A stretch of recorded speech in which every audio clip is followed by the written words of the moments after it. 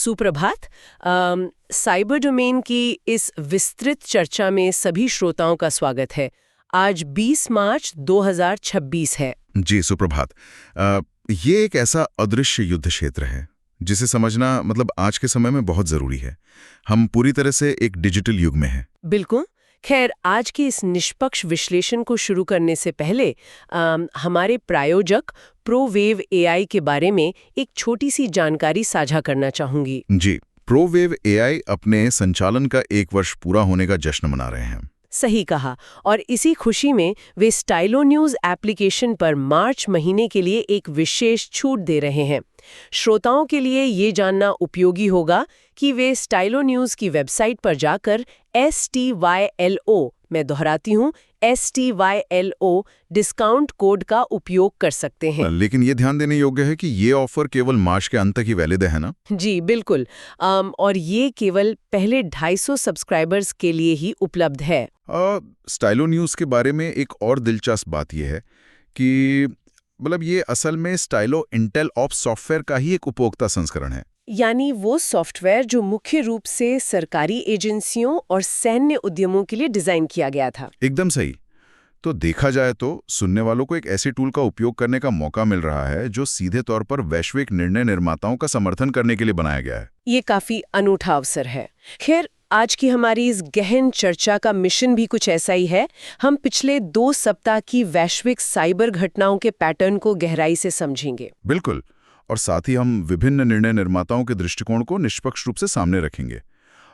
ये भी देखेंगे कि भविष्य में किन घटनाओं के होने की संभावनाएं हैं। तो चलिए तथ्यों से शुरुआत करते हैं। स्रोतों के अनुसार जो पहला स्पष्ट पैटर्न दिख रहा है वो है राज्य प्रायोजित साइबर युद्ध का बढ़ता विस्तार।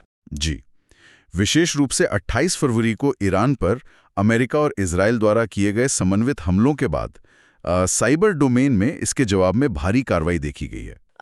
इस जवाबी कार्रवाई का सबसे प्रमुख उदाहरण 11 मार्च को सामने आया था। सही।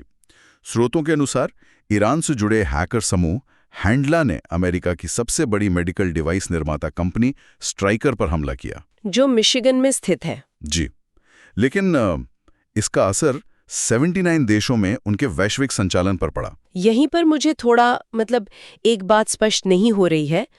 मिशिगन में सर्वर हैक होने से न्यू हैम्पशायर के एक अस्पताल में रोबोटिक घुटने की सर्जरी कैसे रुक सकती है? ये एक बहुत ही महत्वपूर्ण तकनीकी पहलू है। आज के आधुनिक चिकित्सा उपकरण स्टैंडअलोन मशीनें नहीं हैं। अच्छा, वे नेटवर्क से जुड़े होते हैं? बिल्कुल।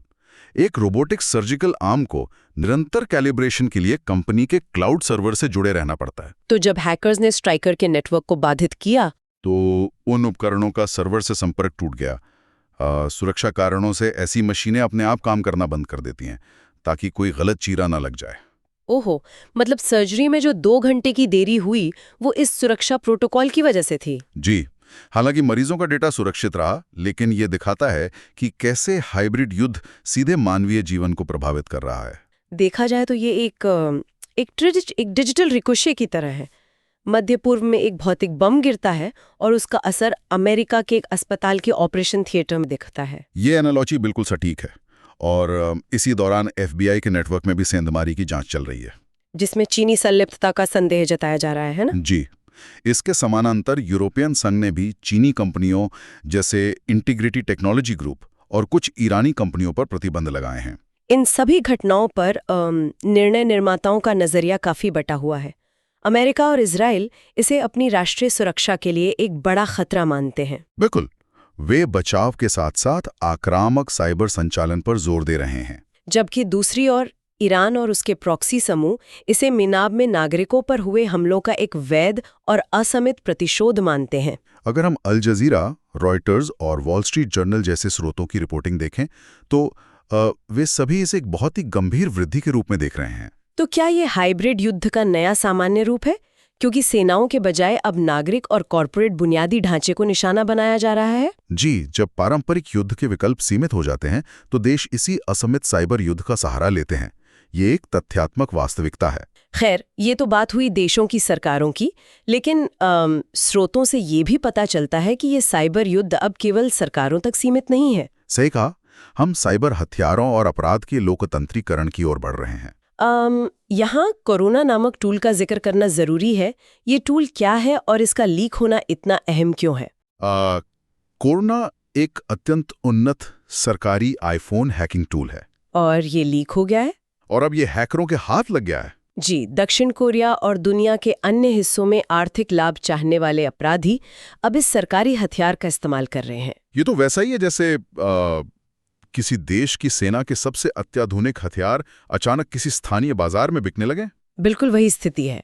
जब राज्य स्तरीय हथियार आम अपराधियों के हाथ लग जाते हैं तो सुरक्षा एजेंसियों के लिए उन्हें रोकना बहुत मुश्किल हो जाता है। इसीलिए शायद अंतर्राष्ट्रीय कानून प्रवर्तन एजेंसियों को इतने बड़े कदम उठाने पड़ रहे हैं। जैसे इंटरपोल और FBI ने मिलकर लीग बेस हैकर फोरम को बंद किया। जी, ये 14 देशों में फैला हुआ था और इसके 1,42,000 उपयोगकर्ता थे। हैरानी की बात है।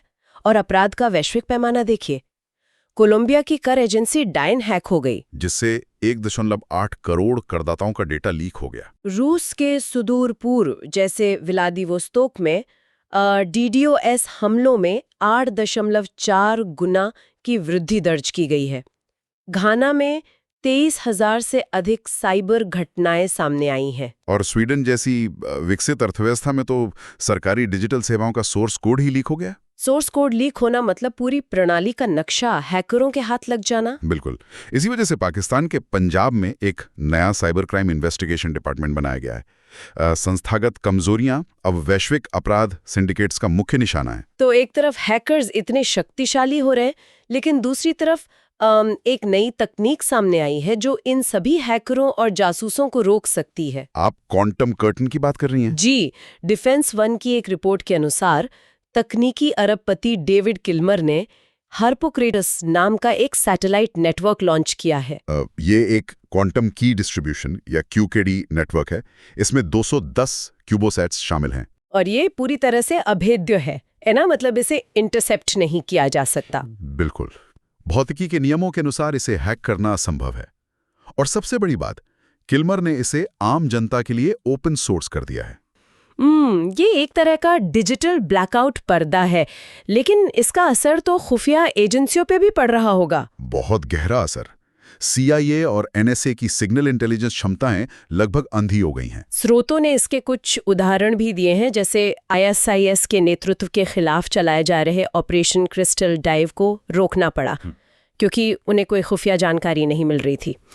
चीनी तटरक्षकों की निगरानी भी मुश्किल हो गई है स्पार्टली द्वीप समूह में। और बर्लिन जलवायु वार्ता या जिनेवा में रूस के राष्ट्रपति पैनोव के साथ शिखर सम्मेलन, ये सब फिर से शीत युद्ध के दौर जैसे अपारदर्शी हो गए हैं। इसी वजह से निर्णय निर्माताओं के विचार पूरी तरह से बटे हुए हैं।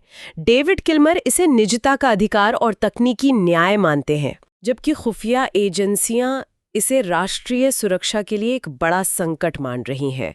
क्योंकि आतंकवादी भी इस पूर्ण निजता का फायदा उठा रहे हैं। सही कहा।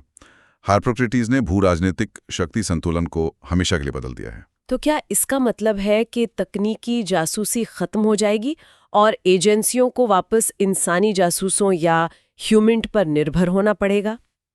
तथ्यात्मक रूप से देखें तो हाँ, दुनिया को तकनीकी निगरानी से हटकर पारंपरिक मानवीय खुफिया जानकारी की ओर वापस लौटना पड़ सकता है। खैर, इन सब तकनीकी बदलावों और वैश्विक खतरों के बीच रक्षा उद्योग और वित्तीय बाजार की प्रतिक्रिया भी काफी दिलचस्प रही है। जी, अमेरिकी रक्षा उद्योग में आर्टिफिशियल इंटेलिजेंस, साइबर सुरक्षा और अंतरिक्ष प्रणालियों के लिए वेंचर कैपिटल निवेश में भारी उछाल आया है। एंड्रियोल और पैलेंटियर जैसी डिफेंस टेक कंपनियां बहुत तेजी से बढ़ रही हैं, क्योंकि रक्षा विभाग ने अपने $1.5 ट्रिलियन के बजट में ड्रोन, AI और सॉफ्टवेयर को प्राथमिकता दी है। प्रमुख विलय भी हो रहे हैं, जैसे एरिक ट्रम्प द्वारा इजरायली ड्रोन निर्माता कंपनी एक्सटेंड में $1.5 बिलियन का निवेश। अगर आप सोशल मीडिया प्लेटफॉर्म X पर भावना को देखें तो यह बेहद सकारात्मक है। हाँ, #इनोवेशन और #डिफेंसटेक जैसे हैशटैग काफी ट्रेंड कर रहे हैं।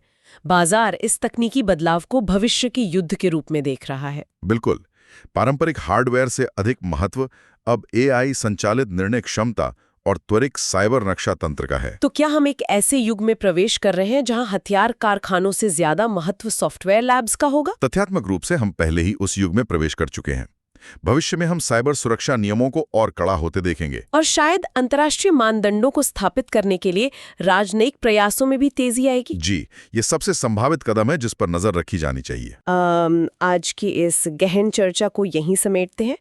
सुनने वालों को याद दिला दें कि आज के इस विस्तृत विश्लेषण की सभी जानकारियां स्टाइलो न्यूज से ली गई हैं। जी, यह एक मोबाइल और कंप्यूटर ऐप है जिसे कोई भी व्यक्ति आसानी से डाउनलोड कर सकता है। बिल्कुल। ये सैकड़ों पारंपरिक समाचार स्रोतों और एक्स से जानकारी निकालकर आपके लिए व्यक्तिगत खुफिया शैली की ब्रीफिंग तैयार करता है। तो जो भी श्रोता ऑन डिमांड AI संचालित समाचार प्राप्त करना चाहते हैं, वे www.stylonews.com पर जाकर इसे सब्सक्राइब कर सकते हैं। खैर, अब इस गंभीर चर्चा के बाद एक दोस्ताना विदाई का समय है। इस गहन चर्चा को सुनने के लिए सभी का बहुत बहुत धन्यवाद। जी धन्यवाद। हम उम्मीद करते हैं कि श्रोता भविष्य की चर्चाओं के लिए विषयों का सुझाव जरूर देंगे। बिल्कुल। और अपने पसंदीदा सोशल मीडिया प्लेटफॉर्म पर स्टाइलो न्यूज़ को फॉलो करना न भूलें। जाते जाते एक सोचने वाली बात छोड़कर जाना चाहूंगी। जी, वो क्या है? अगर क्वांटम एन्क्रिप्शन की वजह से भविष्य में हैकरों के लिए डेटा चुराना पूरी तरह से असंभव हो गया, तो उनका अगला कदम क्या होगा? बिल्कुल, क्या ऐसा हो सकता है कि साइबर युद्ध का अगला चरण डेटा चुराने के बजाय सीधे बिजली ग्रेड और मशीनों को भौतिक रूप से नष्ट करने का होगा? कोड के जरिए सीधे काइनेटिक डिस्ट्रक्शन, ये काफी गहरा विचार है। इस पर जरूर विचार करें। धन्यवाद।